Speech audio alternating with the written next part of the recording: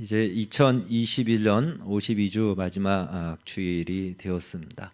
한 해를 마감하면서 어떻게 우리가 또 말씀으로 우리의 삶을 정리하고 새롭게 출발할까 기도하는 중에 민수기 33장에 나온 말씀, 하나님께서 주신 말씀이라 이렇게 여겨지고, 오늘 말씀을 통해서 한 해를 돌아보시고 또 새해를 준비하시기를 바라겠습니다. 사람은 누구나 자신의 생애를 돌아볼 때에 기억 속에서 지우고 싶은 순간이나 사건이나 어떠한 그러한 일들이, 또 그러한 장소가 있습니다. 그래서 자서전을 쓰고 싶어도 요즘은 자서전 쓰는 것이 그렇게 어렵지 않거든요. 그 부분 때문에 망설여지고, 설령 쓰더라도 그 부분, 내가 기억하고 싶지 않고 말하고 싶지 않은 그러한 부분은 지우던가 생략하던가 조금 약화시켜서 쓰는 경우가 많이 있습니다. 그래서 자서전은 차라리 특별한 업적이나 기념비적인 일을 한 사람들이 쓰는 것이다 라고 생각을 합니다. 그러나 사실 한평생을 살아왔다면 그 자체로 충분히 자서전을 쓸 수 있는 그런 자격이 된다라고 여겨집니다. 정말 쉽지 않은 우리의 인생입니다. 이 생을 포기하지 않고 살아온 것 자체가 칭찬받을 만하며 충분히 인정받을 만한 삶이다라고, 위대한 인생이다라고 생각되어집니다. 그러나 이제 그러한 부분 때문에 오히려 나는 자서전보다 참회록을 쓰는 것이 맞지 않을까, 이런 생각을 하게 되는데, 사실 참회록을 쓴다는 것은 더 많은 용기를 내야 됩니다. 참회록을 쓴다는 것은 더 많은 자신의 연약함을 나타내야 되기 때문에 결코 쉽지 않죠. 그래서 어거스틴의 참회록이 매우 유명합니다. 그러나 오늘 본문을 보면은 하나님께서는 차마 말하고 싶지 않고 기억하고 싶지 않고 언급하고 싶지 않은 그러한 삶의 어떤 노정들, 여정들, 바로 그런 추억에 담겨 있는 그 장소를 하나도 빼놓지 말고 기록하라라고 오늘 말씀하고 있습니다. 장소라는 것은요, 단순히 지리적 위치가 어딘지 그것을 말하는 것이 아니고, 그 장소를 말할 때, 그것이 나와 상관없을 때는 그냥 그 장소가 어디인가 지리적으로 찾아보지만, 그것이 나와 관련된 어떠한 추억이 담겨져 있는 장소다라고 할 때는 그 장소가 언급되는 순간 그것은 이제 지리적인 위치를 떠나서 그 추억의 관문으로 들어가는 하나의 시작점이 되는 것이죠. 그 장소가 들려주는 순간 다 잊어버리고 그때의 추억으로 돌아가게 되는 것입니다. 여러분, 덕수궁 돌담길, 제주도, 한강 둔치, 혹은 영화관, 무슨 특별히 영화관들이 요즘엔 CGV로 있지만 옛날에 무슨 명보극장, 단성사, 이런 것들 하면 딱 생각나는 것들이 있죠. 딱 그러면 그거는 무슨 구에 있고 인구는 몇 명이고 어떤 행정 소재지에 속해 있다, 이렇게 생각납니까? 그렇지 않죠. 그때 만약에 덕수궁 돌담길을 어떤 내가 사랑하는 연인과 걸었다면 그 순간, 그 이야기가 들려오는 순간 바로 그 자리로 들어가는 거예요. 그 시간대로 들어가는 것입니다. 그래서 다른 것은 다 잊어버리고 그때의 상황들이 재현되면서 그때 이야기했던 그 소리, 목소리, 음성, 미소, 이건 좋은 경우, 또 그때의 그 풋풋했던 마음들, 어떤 그때 가지고 있던 환희에 찬 기대들, 이런 것들이 떠오르게 되는 것입니다. 우리 인간의 기억은 좋든 나쁘든 어떤 나의 추억에 관계된 장소가 들려지면은 마치 이 호숫가에 물이 잔잔한 호숫가에 돌이 던져지면 파동이 일듯이 그때의 좋든 나쁜 감정과 상황들이 다 떠오르게 돼 있는 것입니다. 거미줄 같다 그러죠. 여자들의 어떤 뇌 구조가 그렇다고 하지 않습니까? 그래서 남자들은 다 잊어버렸는데 하나 건드리면 벌써 아주 기억도 안 나는 일까지도 다 끄집어 올린다고 하지 않습니까? 다 같이 흔들려 버리니까. 우리 인간의 기억은 그러한 기억의 구조를 가지고 있습니다. 그래서 과거에는 군에서 제대하면 자기가 복무했던 군대가 있는 방향을 향하여 오줌도 누지 않는다. 너무나도 이 군대의 나쁜 추억들을 가지고 있으니까 보는 순간 그 추억이 떠올라서 너무 괴로우니까 아예 오줌도 누지 않는다라고 할 정도의 말이 있었던 것이죠. 그래서 누구라도 우리는 기억하고 싶지 않고 말하고 싶지 않은 나의 어떤 상처와 흑역사에 대해서 말하는 것을 회피하고 그 장소에 가는 것을 사실은 꺼리고 그 장소에 가게 되면 괜히 예민해지기도 하는 것입니다. 그런데 하나님께서는 이스라엘 백성에게 출애굽 이후부터 그들이 걸어왔던 모든 여정들, 그 노정들을 빠짐없이 다 기록하라고 합니다. 이스라엘 백성들은 40년 동안 광야 생활을 했습니다. 이제 그 광야 생활을 마무리하는 모압 평야에서 지금 이 말씀이 들려지고 있는 것입니다. 그 40년 동안 그들은 한 곳에 머문 것이 아니고 계속해서 옮겨 다녔습니다. 계속해서 옮겨 다녔어요. 오늘 본문에는 그것을 진을 치고라는 말로 소개되고 있습니다. 이 진을 쳤다라는 것은 그곳에 머물렀다라는 것이죠. 그러면 어느 정도 머물렀느냐? 어떤 경우는 6개월 정도, 어떤 경우는 2년 이렇게 머물렀습니다. 그런데 놀라운 것은 이 진을 치고라는 것을 다 오늘 본문에 보면은 5절부터 48절까지 나오는데 진을 쳤다라는 말이 몇 번 나오냐면 40번 나옵니다. 그러니까 평균적으로 얘기한다면 40년 동안 40번 진을 쳤다라는 거예요. 1년에 한 번씩 옮겼다라는 거예요. 우리가 전세 살 때 2년마다 이사하는 것도 굉장히 어렵죠. 물론 그 정도의 짐은 아니겠지만 그 많은 사람들이 천막을 치는데 그들이 1년마다 그걸 뜯고 다시 옮겨서 다시 설치한다는 것은 정말 쉽지 않은 일이었을 것입니다. 이제 가나안 땅을 눈앞에 두고 있는 바로 이곳에서 하나님께서 그 모든 노정을 기록하라. 물론 여행을 하는 사람이라면 자기가 어느 곳에 어느 경유를 했는지를 다 기록하는 것은 그냥 일반적입니다. 그게 특별하지 않습니다. 그러나 하나님께서는 그런 차원으로 이것을 기록하라라고 한 것이 아니고 그것을 기록하면서 하나님이 가르치고 싶었던 것이 있었던 것이죠. 그래서 이스라엘 백성들은 이 노정을 기록하면서 하나님께서 말씀하시고자 하는 그 뜻 두 가지를 깊이 깨달아야 됩니다. 그리고 그것은 오늘 우리에게도 마찬가지입니다. 지난 1년을 살아왔고 또 지난 1년을 넘어서서 지금까지 나의 인생을 살아오면서 그 노정들을 한번 돌아보면서 이 노정을 통해서 하나님이 무엇을 말씀하시는가 오늘 본문을 통해서 이 부분을 살펴보기를 바라겠습니다. 첫 번째는요, 그들이 지나왔던 모든 여정을 돌이켜보니까 하나님의 인도하심이었다, 하나님의 은혜였다라는 것을 그들은 비로소 그 자리에서 발견하고 깨닫게 됩니다. 지나올 때는 몰랐습니다. 그때는 너무 힘들었거든요. 그때는 너무 덥고 짜증나고 너무나도 언제 이것이 끝날까 하는 그 막연한 불안과 두려움과 답답함 속에 하나님의 은혜라고 생각하지 않았고 하나님의 인도하심이라고 그들은 여기지 않았던 것입니다. 그러나 그들이 지나오고 나서 그 척박한 광야에서 40년 동안 그 긴 시간 동안 그들은 아무것도 하지 않았어요. 농사도 짓지 않았습니다. 그런데 굶주리지 않고 목마르지 않고 옷이 헤어지지 않고 또한 신발이 헤어지지 않고 살아왔다는 그 자체가 하나님의 은혜가 아니면 설명할 수 없다는 것이죠.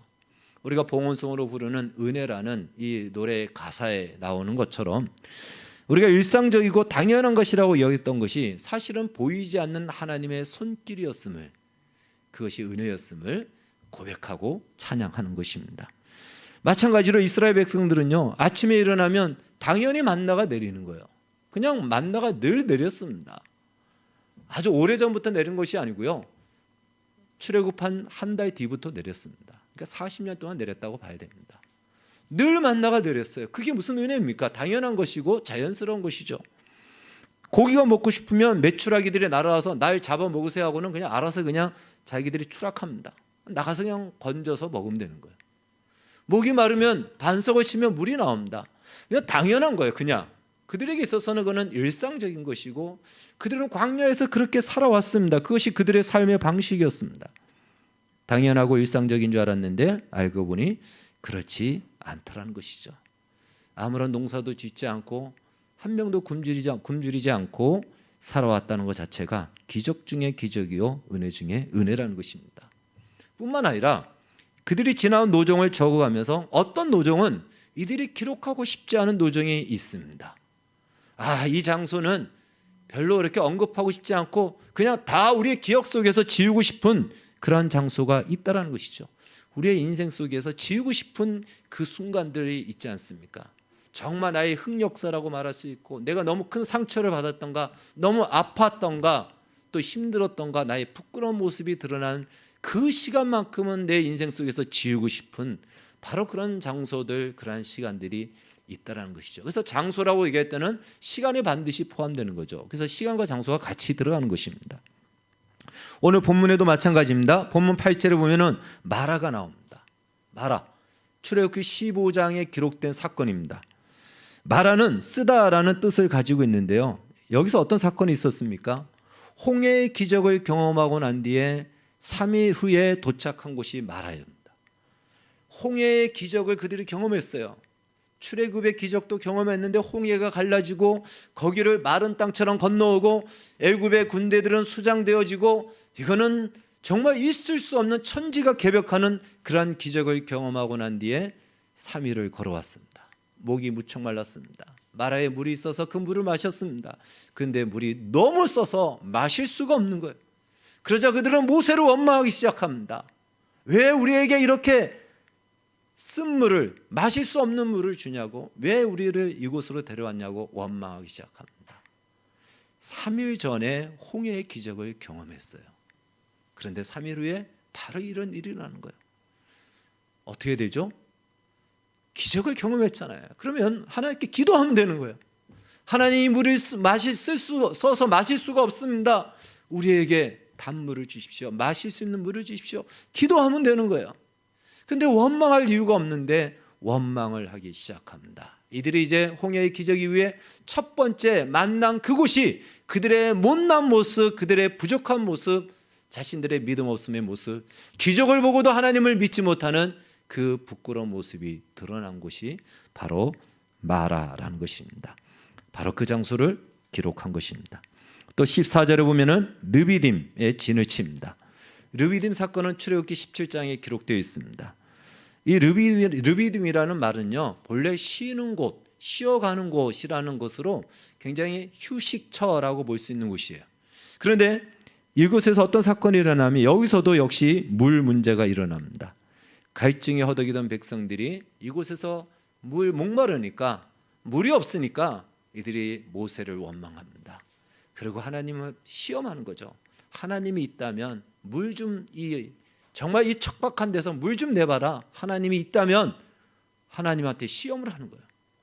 지금까지 얼마나 많은 경험을 했고, 정말 천지가 개벽하는 경험을 그들이 몸소 보고 체험했음에도 불구하고 시험을 하는 거예요. 하나님이 정말 살아계시다면 지금 목말라 죽겠는데 우리에게 물 좀 주라고, 왜 우리에게 이 목마른 광야로, 사막으로 우리를 데리고 나왔냐고 하면서 모세를 원망합니다. 물론 하나님께서는 모세를 통해서 반석을 치게 하고 거기서 물이 콸콸콸콸 나오게 해서 온 백성이 마시고도 남을 만큼 물을 주십니다. 그리고는 하나님이 그곳 이름을 마사라, 그곳 이름을 무리바라 이름을 바꿉니다. 이 마사와 무리바라는 뜻은요, 시험하다라는 뜻이에요. 그러니까 바로 여기서 너희들이 하나님을 시험했다, 이 장소예요. 그러니까 그렇게 이름을 바꾸니까 오늘 성경에 이들이 기록하기를 마사라고 이름을 기록하지 않고 원래 있던 르비딤이라고 이름을 기록합니다. 자신들의 부끄러움이 드러날 수 있는 것이죠. 아니면 원래의 지명을 쓴 것일 수도 있죠. 그러나 이것은 성경에 기록되어 있어서 바로 이곳에서 이들이 하나님을 시험했다. 여러분, 그렇게 기적을 경험하고도 여전히 하나님을 믿지 못하고 하나님을 시험했던 그 장소를 이들이 이곳에서 있었던 것이고 그것을 기록합니다. 하나만 더 보면요, 16절에 기브롯 핫다와가 나옵니다. 민수기 11장에 나오는 사건인데 이 기브롯 핫다와의 뜻은요, 탐욕의 무덤이라는 뜻입니다. 이들 중에는 매일 만나만 먹다 보니까 이제 고기가 먹고 싶은 거예요. 아니, 질려하는 거죠. 그래서 그들이 말하기를, 우리가 애굽에 있을 때는 고기를 굽는 가마 옆에서 고기를 먹었는데 사실 고기를 그렇게 먹지 못했습니다. 근데 그렇게 얘기하는 거예요. 구경은 했겠죠. 그러니까 구경이라도 했는데 여기서는 고기의 그림자도 보지 못한다. 이게 뭐냐? 우리가 이걸 먹으려고 광야에 나왔느냐라고 하면서 거기서 그들이 또 원망하고 욕심을 부립니다. 만나로 만족하지 못하겠다, 이거죠. 하나님께서 메추라기들이 날아오게 해서 그들 진에 와서 추락하게 합니다. 메추라기들이 아마 죽기 위해서는 얼마나 빠른 속도로 내려왔는지 모르겠어요. 살아있는 상태에서는 있을 수 없으니까. 그래서 내려와서 진에서 얼마나 높이 아주 1m 가까이 정도로 쌓을 정도로 그 많은 사람들을 먹으려면 그렇게 쌓아야 되겠죠. 와서 추락해서 날 잡아먹으세요 하고 죽어버리는 거예요. 이스라엘 백성들이 나가서 걷어서 먹습니다. 근데 하나님이 너무너무 화가 난 거죠. 그래서 그들이 그것이 이에서 씹히기 전에 진노를 내립니다. 바로 그곳에 재앙을 내립니다. 그리고는 그곳 이름을 탐욕의 무덤이다. 바로 그곳에서 역시 너희들이 나를 신뢰하지 못하고 믿지 못하고 내가 주는 것으로 만족하지 못하고 여전히 욕심을 부리는 바로 그곳은 바로 재앙이 임한 곳이다 라고 해서 기브로 핫다, 탐욕의 무덤이란 지명으로 부르게 됩니다.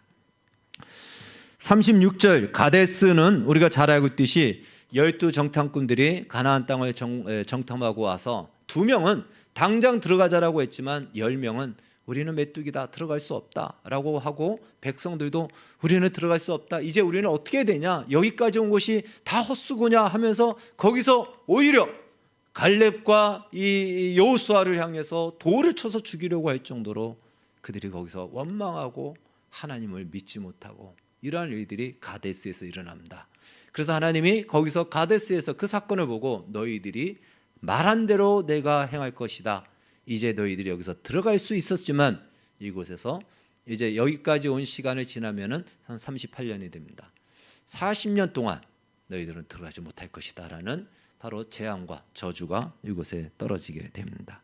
그러니까 이스라엘 백성들로서는요, 이러한 장소를 언급할 때마다 자신들의 믿음 없음과 선민이라고 자처하는 그들로서 정말 부끄럽다라고 얘기할 만한 그런 수치스러운 그 사건들이 기록되어 있고 기억나는 하나님의 진노를 일으킨 바로 그 사건들, 죄와 부끄러움이 드러나는 장소요, 기억이요, 또 그 시간들입니다. 그것을 기록하면서 이들이 그 부끄러움을 알면서 그럼에도 불구하고 그런 실패와 실수와 죄와 부끄러움에도 불구하고 하나님께서는 여전히 이스라엘을 떠나지 아니하시고 그들의 실패 속에서도 그들의 필요를 공급하시고 그들을 인도하셨다라는 이 사실을 그 노종을 기록하면서 그들이 발견하게 되는 것입니다. 시편 103편 10절에 기록되어 있듯이 우리의 죄를 따라 우리를 처벌하지는 아니하시며 우리의 죄악을 따라 우리에게 그대로 갚지 아니하시는 하나님이심을 알게 되는 기회가 되는 것이죠. 오히려 그 실패 속에서 실수 속에서 하나님의 진실하심과 하나님의 전능하심과 하나님의 선하심을 그들은 발견하게 되는 것입니다. 하나님이 그 광야에다 던져놓고 나 이제 너희들 못 데리고 가겠다, 너희들 알아서 살아라고 하나님이 떠나버렸으면 이들은 어디로 이리도 저리도 가지 못하는 그 상황이었지만 하나님이 그래도 그들을 그 다음 진을 치게끔 그 다음 노종으로 인도해 가셨다라는 것입니다. 따라서 그들은 그 노종을 기록하면서 한편으로는 자신들의 무지하고 고집스럽고 이기적인 자신들의 모습을 보면서 그럼에도 불구하고 또 한편으로는 그들을 참으시고 우리를 용서하시고 우리를 또한 이끌어 가시고 제차, 3차, 4차 수많은 불평 속에서도 스스로 하나님이심을 포기하지 아니하시는 하나님의 하나님 되심을 이들은 발견하게 되는 것입니다. 이것이 바로 첫 번째고요. 두 번째 이 노정을 기록하게 하신 또 하나님의 의도와 목적이 있다는 것이죠. 두 번째는 바로 이러한 노정을 기록하면서 하나님께서 왜 이토록 이스라엘 백성들을 포기하지 않고 이러한 죄를 지음에도 불구하고 계속해서 인도해 가시는가, 그걸 발견해야 되는 것이죠. 우리 같았으면 벌써 12번도 벌써 넘게 포기하고 알아서 살으라고 떠났을 텐데 하나님은 그러한 하나님의 수모를 당하면서도 왜 이들을 떠나지 않고 이들을 인도하시는가, 왜 이렇게 하셨을까? 그것은요, 하나님께서는 하나님이 약속하신 것을 이루시기 전까지 결코 그들을 떠나지 않으시겠다라는 것입니다. 하나님이 약속하신 것이 무엇이죠? 그들에게 가나안 땅으로 데리고 가겠다는 것이었어요. 그 약속을 이루시겠다라는 것입니다. 다른 말로 하나님이 반드시 이루시고자 하는 목적이 있다라는 것이죠. 우리는 그것을 가지고 하나님의 마스터 플랜, 하나님의 비전이라고 얘기합니다. 하나님의 마스터 플랜과 비전을 따라 하나님은 결코 포기하지 않고 그 자리로 그들을 이끌어 가신다라는 것이죠. 그러나 그것은 하나님의 비전만이 아니고 이스라엘의 비전이 돼야 되겠고 오늘 이 시대에 우리의 비전이 돼야 된다라는 것이에요. 하나님과 우리가 따로 놀아서는 안 된다라는 것입니다. 노종을 기록하면서 이 많은 사건 속에서도 하나님이 우리를 떠나지 않으셨다라는 것은 우리 각자를 향한 하나님의 목적을 하나님이 포기하지 않으신다라는 것이고, 그렇다면 하나님이 포기하든지 내가 포기해야 되는데 하나님이 포기하지 않는다면 내가 포기하고, 이제 나의 행로의 목적을 내가 잘못 정했다면, 하나님과 다른 목적을 정했다면 이제 하나님의 목적, 하나님이 바라보시는 비전이 나의 비전이 되어야 되고 나의 생애의 삶의 목적이 되어야 되고 내가 살아가야 될 이유가 되어야 되는 것이고, 내가 도달할 최종 종착지가 어디인지를 이제 바로 바라봐야 된다는 것이죠. 그리로 향해야지 그것과 어긋나게 우리의 인생의 목적지를 정하면 그 시간만큼 우리의 인생은 버려지게 된다는 것입니다. 기억하십시오. 우리는 결코 하나님의 목적의 도정에서 벗어날 수 없다는 사실을 기억하시기 바랍니다. 우리는 모두 최초의 사람 아담이 본래 사실 하나님이 하나님과 같은 수준으로 창조하셨어요. 그러나 아직은 그 단계가 되지 않다 보니까 아담이 하나님과 같은 그 레벨에 올라오려면 하나님의 훈련, 하나님과 같은 수준이 되어야 되는 것입니다. 다른 말로 하나님이 보시는 대로 세상을 봐야 되고 하나님이 생각하는 대로 생각해야 됩니다. 우리가 영어도 잘해야 된다면 영어식으로 생각을 해야 영어를 잘한다 이렇게 얘기하지 않습니까? 그러나 그걸 몰라서 못하는 거죠. 영어식으로 생각을 안 해봤는데 어떻게 잘하겠습니까? 하나님이 보시는 대로 봐야 되고 하나님이 생각하는 대로 생각해야 하나님과 같은 자리에 올라가는 거예요. 그런데 아담은 그걸 그냥 스킵해서 바로 지름길로 가려고 했죠. 선악과를 따먹고 바로 하나님과 같이 되려고 했다가 실패한 것입니다. 다른 말로 우리의 인생 속에서 우리는 하나님과 별도의 인생을 살려고 하는 것이 아니고 하나님이 목적하는 대로, 하나님이 바라보는 대로 나도 그걸 바라보고 나도 그의 목적지로 정하고 그것이 내 인생의 원칙이 되고 기준이 될 때 그것이야말로 하나님이 기대하시고 예비하시고 준비하신 그 자리에 이르는 영광을 누리게 된다는 것입니다. 이제 우리 자신이 걸어온 발걸음을 되돌아보십시오. 1년 동안 혹은 지금까지 살아온 우리의 인생을 한번 돌아보십시오. 아무리 생각해도 내 힘으로 이 인생을 살아올 수 있었을까? 이 험난한 인생을 내 힘으로 살아왔을까? 생각해보니 그렇지 않다라는 것을 우리는 잘 알고 있습니다.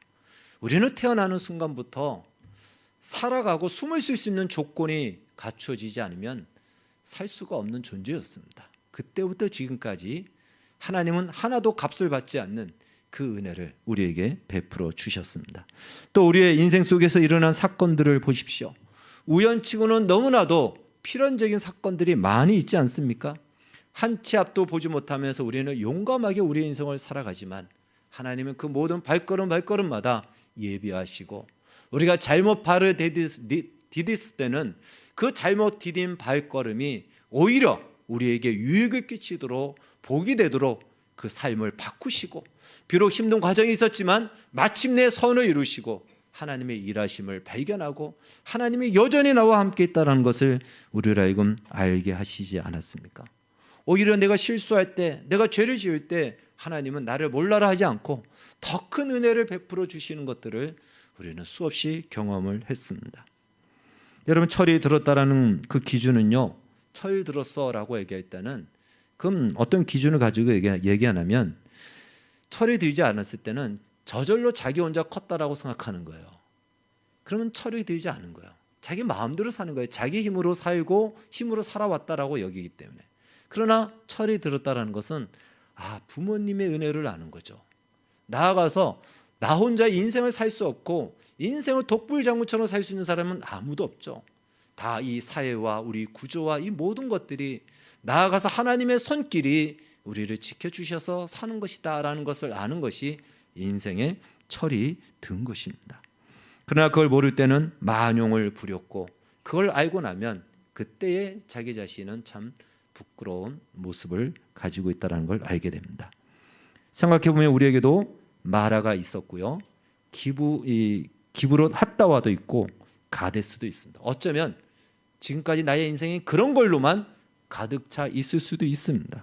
그러나 내가 모를 뿐 그때도 하나님은 여전히 나를 떠나지 않으셨고 포기하지 않으셨고 다시 붙들어서 하나님이 원하시고 이끄시는 그 목적지로 데리고 가려고 지금도 그 손길을 우리에게서 거두지 않는다라는 것입니다.